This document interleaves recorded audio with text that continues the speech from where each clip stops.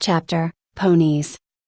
The edge of night was lingering overhead when Rainbow Dash caught up with them. They had come to a stop at a flat clearing of dry soil along the eastern edge of a mountain. Several tall trees towered above, stretching crooked branches over their manes like skeletal wings. Parking their two wagons at sharp angles with one another, the equine figures worked to set up camp for the evening. There were 14 of them total. It was a full caravan, and everyone was clad in thin strips of dark brown armor. Some of them were hooded. Others wore metal leg plates that matched the silver cleats of their horseshoes. If anything, they all looked appropriately geared for contending with all sorts of unimaginable wildlife. Judging from the unkempt nature of their lengthy coat hairs, Rainbow Dash assumed that they had been journeying for a long, long time across the mountainous landscape. Rainbow hid, perched quietly above the group. From where she sat on a rocky outcropping, she stared 40 feet down at the scene. Her ears twitched.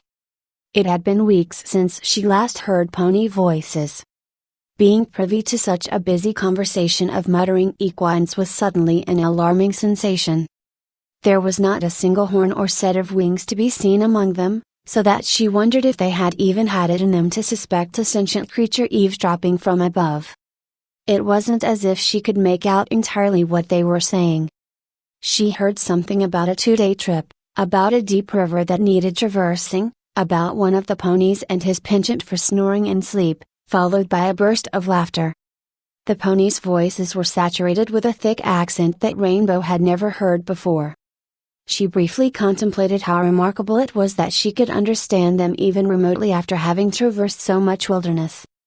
But as the minutes wore on, and the world above became darker, she grew less and less patient with these darkly clad strangers. They had very little interesting to talk about.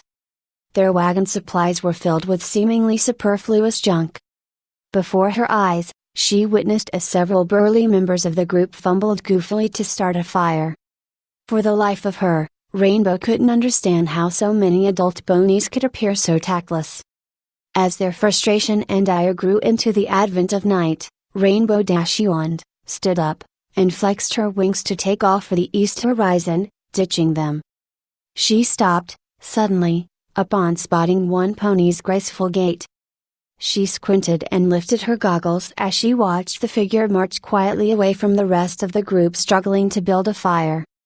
Once he reached the fringes of the camp, he slumped to his haunches, sighed, and reached for his brown hood. Once the article was lowered, the air lit up with a shade of gold.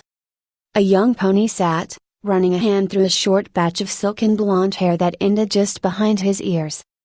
With a look of supreme boredom, he glanced lethargically his party's way and exhaled slowly.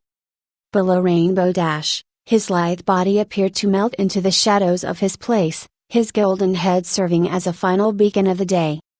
Rainbow blinked. She glanced from him to the rest of the group, then to him again. Slowly, a smirk crossed her lips. Instead of flying away, she reached back for her saddlebag,